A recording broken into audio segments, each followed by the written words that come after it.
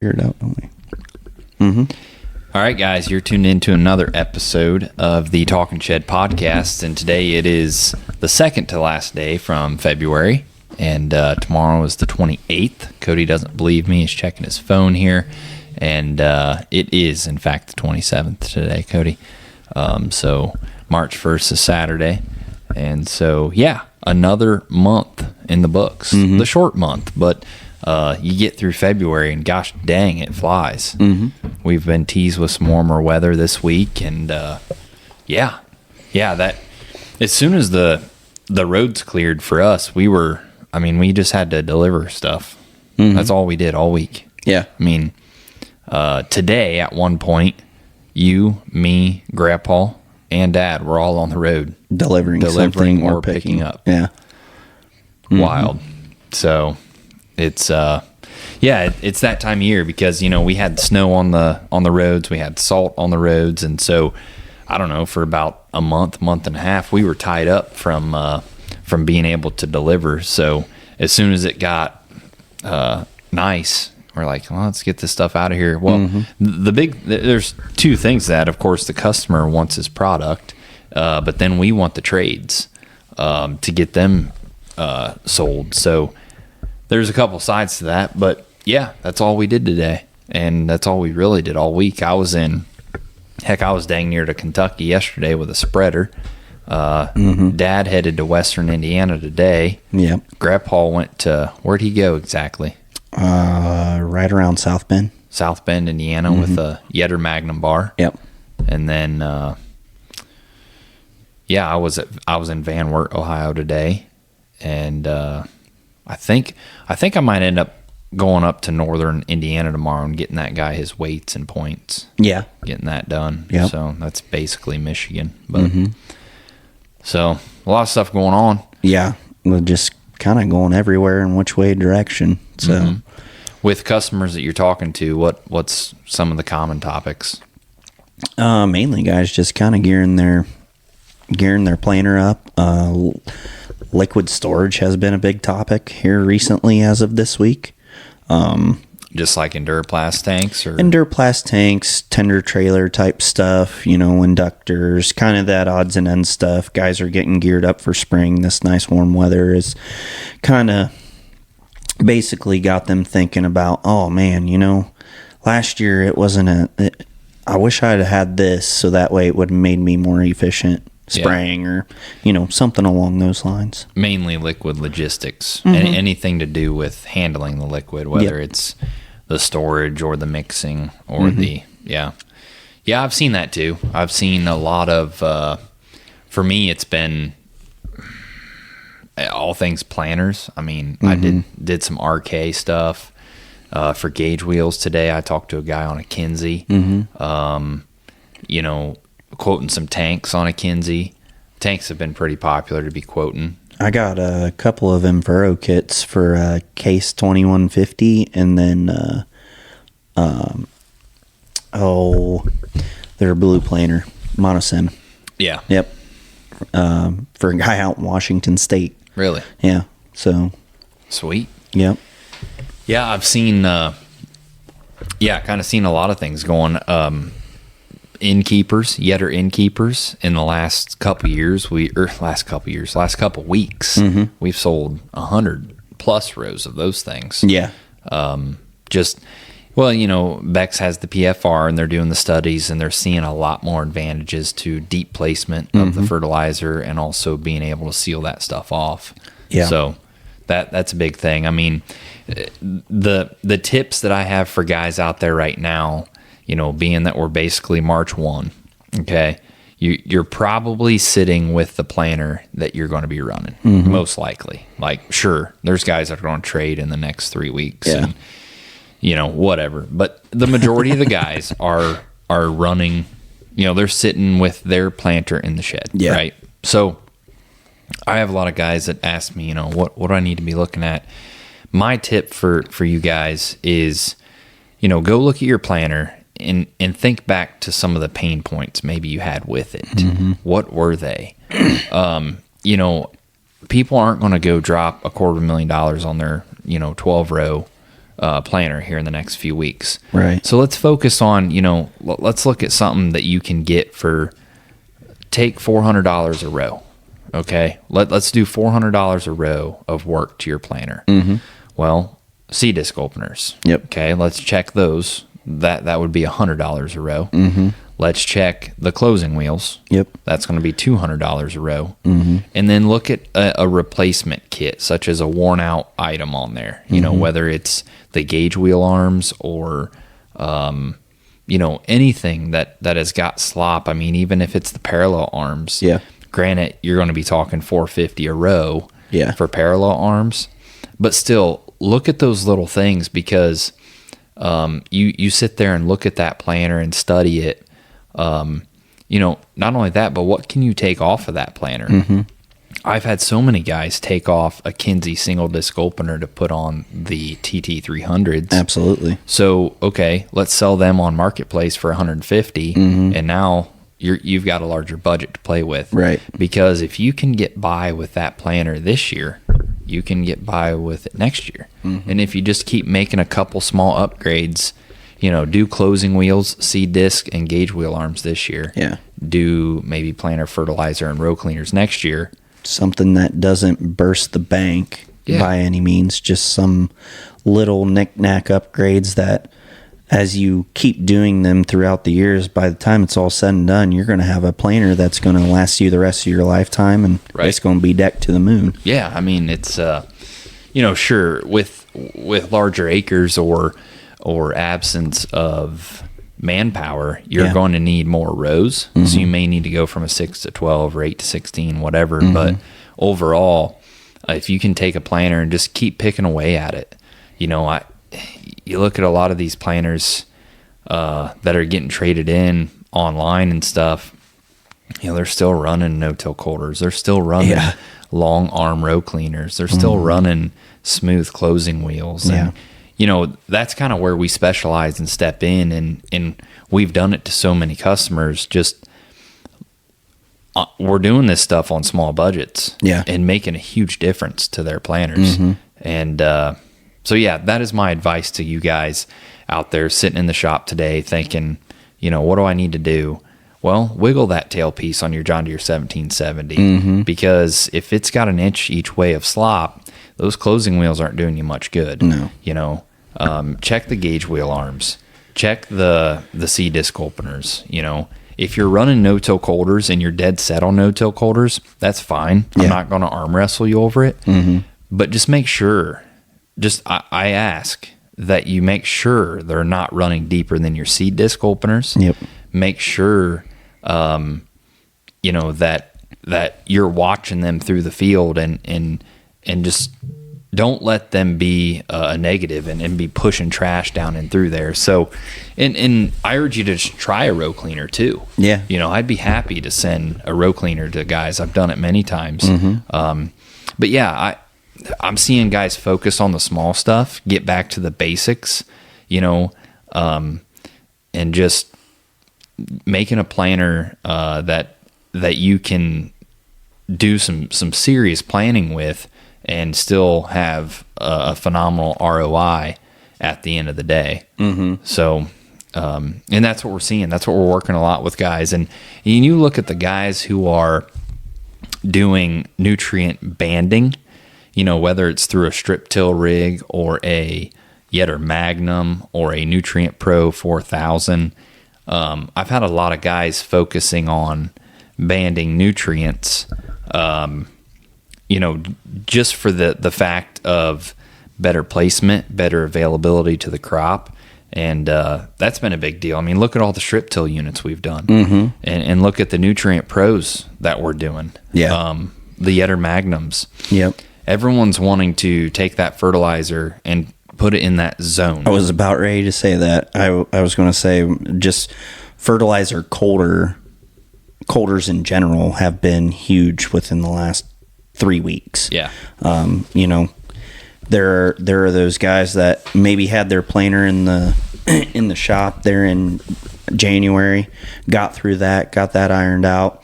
Well, now we're creeping up into the end of February, and they're like, oh man, you know what? need to start looking at that side dress applicator or that ammonia bar or, my dry placement bar, whatever that is. Like Adam said, strip till's been a huge deal for us here the last few weeks. We just got done putting together a 16-row Dawn bar that's heading out to New York. Yep. And then they're working on a used Nutrient Pro bar that guy is actually all organic. And he's going to be applying pelletized chicken litter with that. So he's going to basically go in with a low disturbance coulter, run that, and then plant right on that strip is what he's going to do. I was going to ask you, because they're not on 30s. What are they on? 20s. 20s. Gotcha. Okay. I didn't measure it, but I could tell they weren't on 30s. Yeah. So he does his corn on 20s. Correct. I gotcha. Yep. Interesting. So does that have anything to do with the organic? Is that to shade out more weeds? Or? Yes, mainly weed pressure is what he said. He said that he can get the 20-inch corn to canopy quicker to help shade those weeds so that way they can't come up. Really? He's huge cover cropper as well. So he's got a pretty good weed barrier as it is already. I was going to say, because you would think that'd make it pretty hard to row cultivate, being on 20s. But yeah. He would know better than me. Yeah, sure. He goes in. He's got, I don't know. We were talking about it. He probably goes into 1.5-foot cereal rye. Really? And plants straight into that, terminates it, and then... really? Yeah. Interesting. Goes through, crimps it, and terminates it. And, yeah, there's definitely something to all that. But yeah, that bar was pretty cool that we're doing. And then Grandpa delivered that Yetter Magnum bar today. Yep. And then I sold some Nutrient Pros, that the Yetter 4000. Those are going on a 3-point Blue Jet bar to do liquid. Yep. So all of that stuff, the Innkeepers, the Triple Threat, the True Trail, the stuff that we talk about all the time on placing nutrients and sealing nutrients, that stuff it's as hot as ever right now. And for good reason. I mean, you look at, whether it's Beck's or whoever, Ohio State, their study and their books that they're publishing, they're definitely not telling you to put that stuff in the very middle of the row right on top. That's for sure.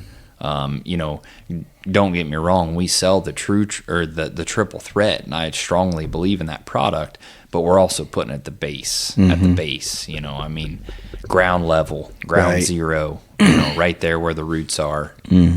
So that's a product that I do advocate putting it on top, and it's not 100% of your program, but it does a good job too.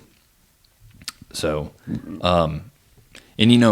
you talk about New York and all this. Isn't it amazing how transportation just changes what we do?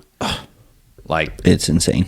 Like and you look at like the auctions, like we sell stuff on auction time. And that's the other thing that has changed dramatically. Like, my goal is to throw like one thing on auction time every month. Just not because it's junk, not because of any reason other than it gains chatter. I'll get people calling on it, and at the end of the day, we'll sell something without a trade, right? One piece a month is my goal. Well, it just baffles me every time. It'll come to auction day, and I still haven't had a guy come up to see it. No one has called, and thing sells for $50,000 to where in the world, Absolutely. It's wild how the internet, number one, the internet has totally transformed what we do. I just went and shot a video 10 minutes before we started recording, highlighting all these fresh trades that we just got in. And, something like that, there'll be 300 people see it. And then, obviously we're well aware, even through this podcast, the internet, what we can reach and the people we can touch through that. But then the transportation aspect comes into play. I mean, I'm dealing with some guys right now in Minnesota on some equipment, and they're like, you are kind of far away, and they have a trade. And like, send me pictures, and I'll send a truck up there, and you'll unload your piece and load up your trade, and away we go. So it's it's wild how Yeah. and you know, we use a lot of brokers, you know, stuff here locally. We'll do it ourselves. We have the equipment to do it, but I'm not really looking to drive to New York or Minnesota. Not saying that I don't need to get out there and see that gentleman whenever it runs. Oh, I'd love to. But It's just the matter of getting out there. Yeah. You know, he's basically straight north of Harrisburg, like 6 hours. yeah, it's out there. Yeah. So, Yeah. but yeah, the transportation just changes everything. I mean, as long as this stuff can be easily loaded and unloaded, I mean, distance isn't even a thing anymore. I mean, it's not even in the equation. Yeah. It doesn't matter how far away it is. And just as long as it's gone through thoroughly, and which it always is, it's typically not a problem. And most of the issues that we have are typically on the rate controller side that we can troubleshoot over the phone. Right. So, Yeah. So that is amazing. And that is a beauty of the freedom that we have being more of an independent dealership. You know, we're not landlocked into an AOR. right. You know, our AOR is from sea to shining sea, and we can touch all places, and so that's good. You know, but that it's amazing how that has just the transportation. And it's so easy working with brokers too. You just call them and say, hey, here's my dimensions, here's my weight, which we don't really have a scale, but I'm always just throwing darts. But I mean, it looks like it weighs 10,000 pounds. I mean, most of the time, I think there was like one time where we were like under quite a bit. yeah. Like if I weighed 10,000 pounds, I would look like that. Yeah. You know what I mean? Like it indented the gravel this much when we set it down, so it probably weighs 10,000 Yeah. pounds. Yeah. But just bring your big trailer, Yeah. the big one. Yep. So It's like the Magnum bar today. I picked it up with the 10,000-pound forklift, the yellow one, and Nathan and your dad were like, I don't know if that's going to get it or not. And I'm like, we'll get it. It'll be all right. And I pick it up, and they're like, you ain't even lifting it up off the ground on the rear end. You're good. So which one, the long forked one or the short fork one? short forked one? Yep. Well, because that's the only one that the forks actually fit in the 3-point pocket. Yeah. Because the long forked one the forks are too wide. Yeah. Yeah, I don't know what something like that would weigh. I know those units weigh about 400 a piece. Yeah. I don't know what the toolbar weighs. It probably says it in the book, probably 4,000. Yeah, I think it's like 4,000, something like that. And there So are 15 units. We could figure it up, but yeah. So That Dawn bar, on the other hand, that thing. I bet it weighs probably equivalent to what that 23-row Magnum bar weighs. Dude, it's got to be close. I don't know about that. Yeah, those units are heavy. I don't know. They're probably 550. Yeah. Well, and they stick so far out back there, too. Yeah, I mean. So much leverage. Yeah. Doesn't change the weight. It just changed the leverage on the forklift whenever you're trying to lift it. But, yeah. The center of gravity pendulum. Yeah, we did a lot of good videos this week. We did cross 3,000 subscribers on YouTube. Okay. We have 3,013 as of right now. Yeah. Wow. Yeah, that's a big deal. I'm one of them. We're gaining like we're gaining basically 2 subscribers a day. Okay. Is what we're averaging. But Okay. yeah, I mean, obviously I'm not here to gain subscribers, right? But I think it's cool. I love that people are subscribing and stuff. But I'm not here trying to hit a certain number. It's definitely fun. I like doing the videos. It's a lot of fun. Yeah. Well, and we learned so much too by just doing the video. Like we did that one the other day of how to install the triple threats, which it's not rocket science, but you know, when you're actually the one doing it, and then you're also the one answering the phone, and also the one maybe doing the delivery. And like yesterday, that was so great. to deliver that spreader to that guy. Mm-hmm. I had never met him before. Yep. Sold him the spreader. Mm-hmm. I knew he was shopping around. He was looking at different brands, and he landed on us. He felt like we knew what we were talking about, felt like we could help him and troubleshoot. They're Mm-hmm. wanting to get into variable rate. Their trade-in was a ground drive. Mm-hmm. And so he called me, bought it from me. We did an ag direct financing, and I delivered it to his farm. I walked him around the spreader, showed him how to use it. His Mm-hmm. son is kind of the one doing the prescriptions and the grid sampling and stuff. And it was just great to do the full circle. Yeah. Like, that's the only thing that does kind of suck about having someone else deliver. Yes. Is you don't get that final connection. Mm-hmm. And that's a pretty big deal. Yeah. In my opinion, is whenever you are the one that does all of that and you dot all of those points on the map, Mm-hmm. and at the end of the day, you've got a pretty strong relationship. Yeah. So when someone like that comes to Louisville or something, it's just next level stuff. Right. It's Mm-hmm. it's stuff that you can't even make up. You just make it come full circle, and Yeah. for So sure.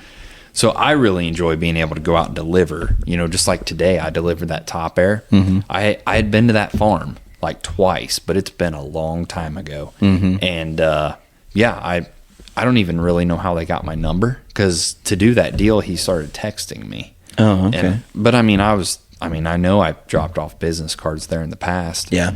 But heck, while I was there, we talked about 2 other things that they may need. Mm-hmm. So I'll definitely be stopping in there a lot Yeah. more. Well, that's like the Magnum bar that Grandpa dropped off today.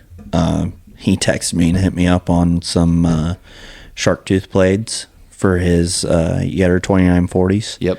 And then also hit me up on 24 Rosa Cast Completes. Really? Yeah. Yeah. So, Yep. All of that stuff. If you can just get on the farm and get to know them, and For sure. then you can kind of be that go-to. mm-hmm. It certainly helps. Yeah. But Yeah. I mean, I know whenever we were selling that, I started back on that guy on that Magnum bar back in, I bet it was June, July time frame is Yeah. whenever I started on that thing. yeah. There's a lot of that just takes a long time. Mm-hmm. And it'll start with a small product and then just grow and grow and grow. Mm-hmm. But yeah, so I've got to do the recipe yet tonight. Oh, yeah? Mm-hmm. What are you cooking? We're doing it's like a green bean and tater tot casserole. Oh. Sam makes that. I don't even know what it's called, what she calls it. Yeah, it's pretty good. Yeah. Pretty easy. Kind of like a shepherd's pie, but a little different type. Yeah, maybe. I type don't know. deal. I feel like shepherd's pie has got like biscuits in it, Mm-hmm. but maybe or not croissants, but like those dinner rolls Yeah. that come in the tube. Mhm. But maybe not. I don't know. But yeah, it's really good. So I need to get. Well, we gotta film that tonight. I got So you. that'll be an adventure. So It usually is, isn't it? oh yeah, it's. Well, Jackson did most of the last one. I Oh, don't know if really? you saw that? Oh, Mm-mm. yeah. It was the boys were at basketball practice or something, or they were somewhere. The boys were somewhere, and so me and Jackson did it. Oh, really? Yeah. Yep. The coffee cake. Yeah. Yeah, that one. We did that one. Me and Jackson. Mhm. So that was fun, but. We extremely unsuccessfully, coyote hunted. You shouldn't have even brought it up. Yeah, Like, I I know. don't even want to talk about it. I know. It was bad. Let the dang scope die. Yeah. Yeah, but that really didn't change much. No, it didn't. I mean, it sucked, but Yeah. My knife. yeah, I found it in my truck. So it's mine. No. Which she definitely brought it here for me anyway. She probably did, but you have a Leatherman, and I like carrying that knife because it's a little more sleek and compact. Yeah. Cody lost his knife. I found it in the truck, and Oh, the I knew where it was. So did I. Yeah. Yeah, the vendor brought it here for me, and now Cody. Yeah. It's Cody's now. Yeah. It just seems to happen all the Well, time. see, what happened is that we were riding in your truck one day, and I knew where it was. But anytime you leave and your truck's here, you usually lock it. Mm-hmm. So shouldn't have left it in there. Yeah. Do you ever leave things where you're not Along supposed to? Along with your 5 sweatshirts. 5 sweatshirts? I have more at home. Oh, I got your North Face vest. You do? Yeah. Oh, jeez. You're lucky it didn't fit me. Oh, yeah? Oh, yeah. Yeah? Yeah. No, it didn't fit me. Yeah.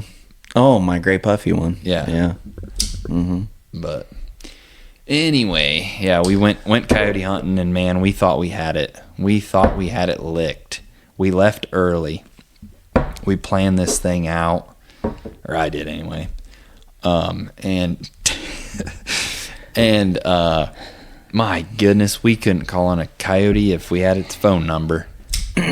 It was something. We finally did call one in on the last stand. We saved our best spot for last, and that sucker. It was also about 250,000 yards out there too. When we first saw that thing, he wasn't that far. Yeah. No, he was 100 yards. Was he really? Yeah. Yeah.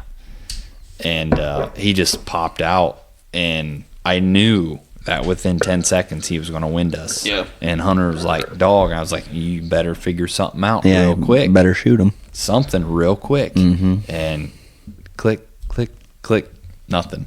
And which, I mean, geez and Pete's, we only had 3 seconds. So it's not like he had 5 minutes to get on him. But well, and on top of that too, you let him run through the gun too, and just not having that experience, you would have known it was a dog right away versus it probably took him a little bit to figure out that that's what it was. Right. Oh yeah, no doubt. I mean, you got to spot 100 dogs before you really get fluent with it. For sure. And really knowing what to do. I mean, and knowing how coyotes react when they wind you. Yeah. I mean, it's just flat over. For sure. And they will give you no warning. They're just gone. So they'll just bebop right out there. Yep. So that thing ran right out of our lives. But that was the only coyote we saw. We hunted for, my goodness, 4 or 5 hours. It was awful. We called probably 8 or 10 different spots. Can we just stop talking about it now? I know, but the more you talk about it, the more you'll remember it, and you'll try to just do better next time. I know. The wind was not out of the east this time. The last 3 times that we've went, we have not been very good. It's been horrible. Hunters. Horrible. No, we've been decent hunters. The coyotes just haven't been good coyotes. They're supposed to just walk into 20 yards. Yeah. Well, I mean, whenever we did our stand here, that was bad. Yeah. That was... Which we should probably try hunting some coyotes around here sometime too. I'm not opposed to that. Just do, a few stands here and there, not stay out all night. Yeah. Maybe our wives won't yell at us about it. Right. That bad then. Yeah. Maybe just do something short and sweet around here. Wait until the weather's right. Wait until it's good, and just hit the top 3 spots and call it a day. Yep.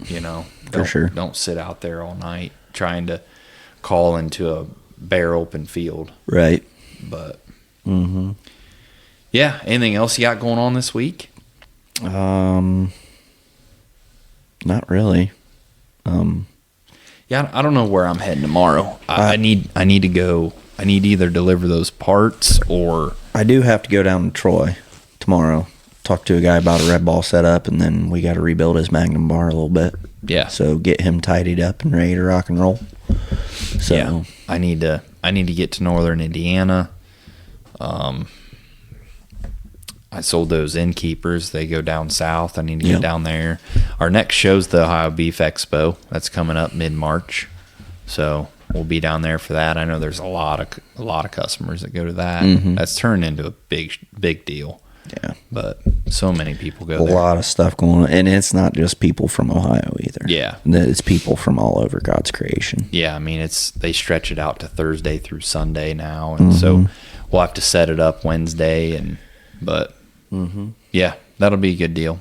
So that's all I've got. I encourage you guys, if you don't already get our weekly email blast, go to our website, and at the very bottom, there's a place to sign up.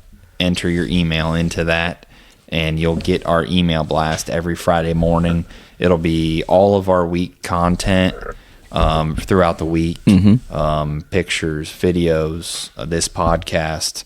I talk about kind of some hot topics, and I think it's a very informative email. It goes out to a little over 5,000 growers today. And so, yeah, if you're not getting that already, figure out how to subscribe to that. Either shoot me or Cody a text or call in. So absolutely. That's all we got for today. Nice, short, sweet, good podcast. Thank you for tuning in. Yep. Thanks, guys.